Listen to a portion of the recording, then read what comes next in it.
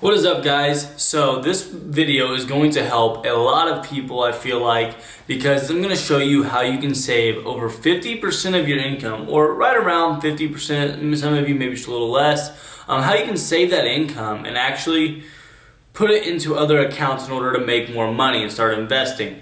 So I was reading this article, and my biggest thing I actually started researching more and more because me and my girlfriend have talked where I make a lot more money than her, and yet she has a hard time being able to save money. And maybe some of you guys are in the same situation. You guys like to spend money, you guys like to do other things. I absolutely understand it, but I wanted to get it to the point where she understood that if she saved, she would actually have more money later to actually spend. So I started doing some research, and I found out that I even took some notes here. I've been getting dirty money, Jordan Belfort. Stacking penny stocks while I'm flipping these birds. Sipping on Ciroc, trip 'em up with the words. I done popped the Molly and I think it's be my third. Hey guys, thank you for watching this video. Don't forget to hit that thumbs up and subscribe. I'm putting out at least one video a week, giving you guys absolutely free content that's gonna help you guys, whether it's long-term, short-term, just in finance and everything like that. So with that being said, let's jump back to the video. That 69% of people have less than $1,000 in savings, just in general, just sitting there. So that means that 2/3 live paycheck to paycheck. Now that may not be you, but just saying that living paycheck to paycheck, meaning you really ain't got much money to spend after you buy food, you buy all the stuff, you pay for gas, you pay for your vehicle, all of these things. And to think, the stock market is at an all-time high. Like literally, we've never been this high in the stock market. So when it comes down to it, everybody said, when it came down to this study, that I had notes on my phone on when I was doing it, the study said when they interviewed these people and asked why they had less than $1,000 in savings was because of cost of living. And I absolutely get it, guys. When I was in college, I struggled too. When you're first starting out, especially when you're first starting out in life, you're 18 years old, you ain't got a whole lot of money to you. Maybe you do have just a little bit of money, but you have no idea how to use it, or maybe you're just spending everything right now because you never had money before. You never had the responsibility. So the number one thing is cost of living. So the average income in America is right around $47,000 to $50,000. There's about a $3,000 buffer based off of what I was looking at. There's a couple different researches that show different ones. I may link those in the description if you guys want to go read these. But so the average income came out to about $47,000 between the studies that I saw. Now, with that being said, that's about $700 and something a month, or a week, which is absolutely, you can live on that, guys, 100%. Now, how you can live off that and be able to invest in things like that is going to be the biggest game changer, and you may have to change your life for a little bit. So the number one thing that I know everybody can change, because I know not many people do this, and this is how you eat. So most people, the average meal of going out to eat is around $12. And then if you actually go on ahead and add tip and everything else, you end up spending around $17 to $20 sometimes, depending on how gracious of a tip you're giving. Now, if you don't have $1,000 sitting in your bank account, do you really think you should be going out to eat every day or doing other things? So I even went and looked at how much I spend a week eating. Now, I am a person, and I'm going to recommend everybody to go and meal prep. If you don't know what that is, it's basically buying all your meals, cooking them on like a Sunday or a Saturday. That's what I do on Sundays. And then having those during the week. So all I do is I put it in Tupperware, or I freeze it, and then if I'm not here at home, I go get it, I microwave it. It's actually really, really good, depending on how you meal prep. There are tips and tricks out there to do that. And then, I average spend about $50 a week total in food. That's it. And guys, I eat a lot. So a lot of meat, which I buy it in bulk at Sam's Club. I highly recommend getting a Sam's Club card or a Costco or whatever's around you. But I eat a lot.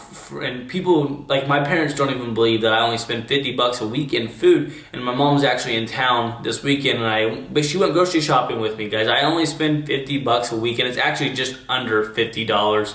But I kind of included the monthly fee, or not the monthly fee, but the yearly fee divided by 12 into that, basically a week. So with that being said, food's a big thing, guys. You guys can save a lot of money. I know my girlfriend, that's one of those things we really need to work on with my girlfriend. When it comes down to other things, so transportation, I know you guys all probably need transportation to work if you guys live in an area like I do. If you guys live in the city, you guys probably take subway. You guys probably don't even own a car then, which you guys, this doesn't even count towards you guys. So I'm just going to skip that. You guys know if you guys are in a car loan right now, you guys can go buy an F-150, not like mine. Guys, I do have a car loan on that to build my credit. Otherwise, I would just pay cash for it. But the rest of it, you guys can go buy a $1,000 vehicle or a $2,000 vehicle, and that loan would be super, super small, and you guys would be able to drive that, and it's be a reliable vehicle. And that would eliminate your car loan. I know people that have $500 car loans and they only make $25,000, guys. That doesn't add up. So the biggest thing that I had found after doing all the research and all the other stuff is basically acting like you don't have the money. So as soon as the money comes in, you should either, if you guys have 401ks and you guys don't know how to invest yet, go ahead and put that money in the 401k. If you guys do know how to invest and you've been learning and you guys want to learn how to actually trade on your own, go on ahead and take maybe $10. I know I put in more than that every week. But I put $100, or I've been trying to get my girlfriend to put in $100 every week or every 2 weeks when she gets paid. So it's $50 a week basically, and allow that to keep growing, guys. You guys don't realize how much in a year that will actually grow, and it's a ridiculous amount. And people always think, well, that's $50, man, I need to eat.